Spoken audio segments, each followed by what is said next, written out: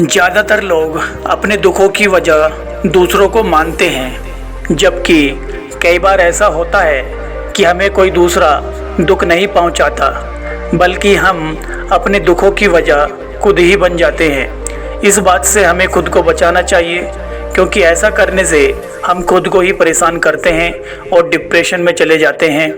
ऐसा ही एक प्रेरक पर्सन गौतम बुद्ध का भी है, जो हमें अपने दुखों की वजह खुद को ना बनने देने के लिए प्रेरित करता है। आइए जानते हैं इस प्रेरक पर्सन के बारे में। एक बार गौतम बुद्ध नगर में घूम रहे थे। तभी बुद्ध ने सुना कि उस नगर में रहने वाले कुछ लोग बुद्ध को बुरा भला कह रहे हैं और बद्दुआएं दे रहे हैं। ऐसा इसलिए हुआ क्योंकि उस नगर में रहने वाले कुछ बुद्ध विरोधियों ने आम नागरिकों के मन में ये बात बिठा दी थी कि गौतम बुद्ध एक ढोंगी है और ये उनके धर्म को भ्रष्ट कर रहा है। इस वजह से उस नगर में रहने वाले लोग बुद्ध को पसंद नहीं करते थे और उनका अपना दुश्मन मानते थे।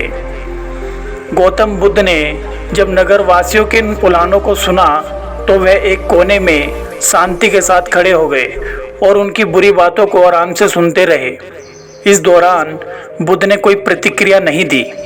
कुछ देर बाद जब नगरवासी बुद्ध को बुरा भला कहते हुए थक गए और चुप हो गए, तो गौतम बुद्ध ने उन नगरवासियों से कहा, क्षमा चाहता हूँ, लेकिन अगर आप लोगों की बातें ख़त्म हो गई हैं तो मैं यहाँ से जाऊँ। ये सुनकर आपको बुरा कहने वाले लोग बहुत आश्चर्यचकित हुए। तभी वहाँ मौजूद लोगों में से एक व्यक्ति ने बोला, अरे हम लोग तुम्हारा गुणगान नहीं कर रहे हैं, तुमको उलाहने दे रहे हैं और तुम्हें बुरा बोल रहे हैं। क्या तुम पर इन बातों का कोई असर नहीं हो रहा?